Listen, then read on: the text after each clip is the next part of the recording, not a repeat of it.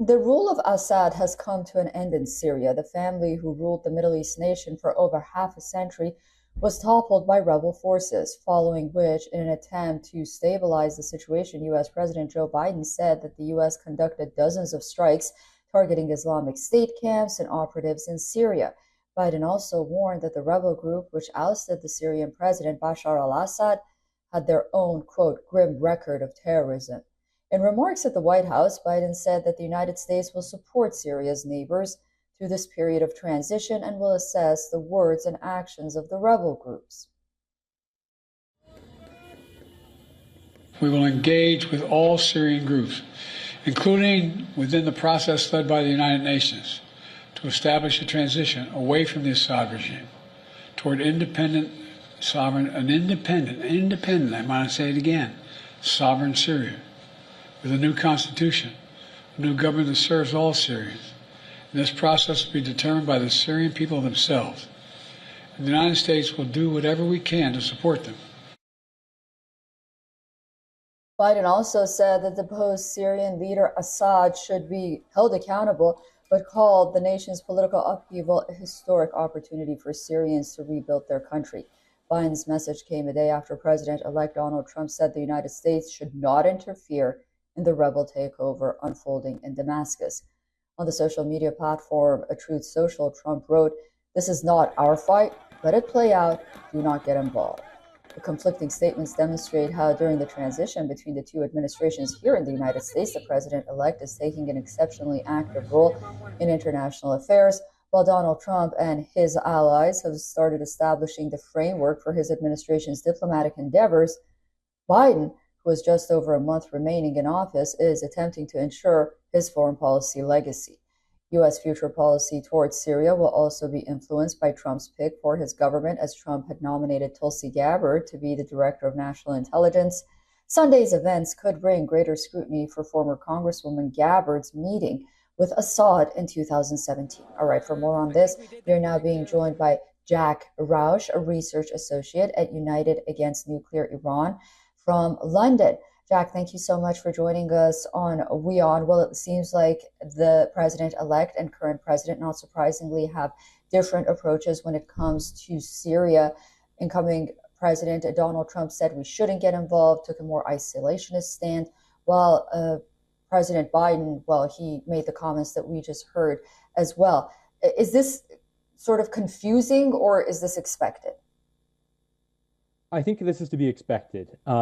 The Biden administration has sought to pride itself on its support for international institutions and multilateralism, whereas the Trump administration, the first time and over the course of the campaign, has sought to promote the idea of America first, taking a more transactional or perhaps isolationist approach towards the Middle East, towards Europe, and in other regions of the world.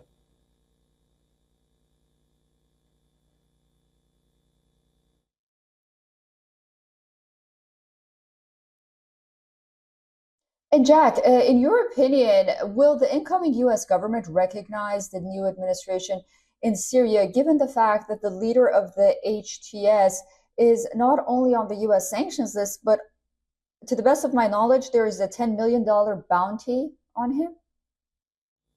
Yes. So HTS remains a proscribed terror organization, and its leader, as you mentioned, al-Jolani, has a bounty on his head. Now, that approach is likely to change, in my estimation, in the coming days, especially if the transition government established through the United Nations process and by the opposition groups results with Jolani in a position of significant authority.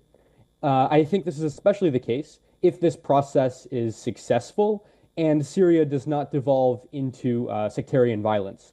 Now, I think Jolani's increasingly moderate approach towards Syria's ethnic and religious minorities is positive and will likely aid in this process. However, should the situation devolve into sectarian violence, the United States will likely see it necessary to keep HTS on the terror list and do what is necessary to support our partners, particularly the Kurds. Yes, the Kurds so important.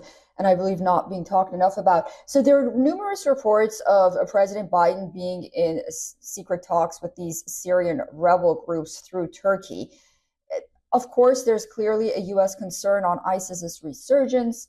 On the one hand, we have U.S. troops stationed in Syria for this reason, that ISIS and groups like ISIS don't emerge once again in any way possible. But how do you see the United States right now, its role in all of this? Right. So the United States maintains a small force in Syria, and part of the reason for that was to keep Russian influence in check, and also to ensure that the Kurds did not overstep, in particular with attacking the Kurds. And the United States forces remain there, and they're unlikely to leave. So the U.S. has a stake in this conflict, in the resolution of the Syrian civil war, whether it likes it or not. And Donald Trump sought to remove U.S. forces from Syria during his first administration. And maybe he'll try to do that again, but it seems unlikely to succeed for the same reasons it didn't succeed the first time. There is still a Russian military influence. ISIS is resurging. It's uncertain what Turkey's aims are, though given their role in backing the opposition groups, it's likely they will play a large part in the resolution process. And of course, Iran also maintains a presence still in Syria. It trained many of the forces that supported the Assad regime, and not all of them have left Syria yet. And the ones who have left Syria, thousands have gone to Iraq. They may be retrained, remobilized, and sent back into Syria. So the risks are still very evident, and the reasons that the U.S. forces were in Syria to begin with remain in place. Very interesting. Well, thank you so much for all of that.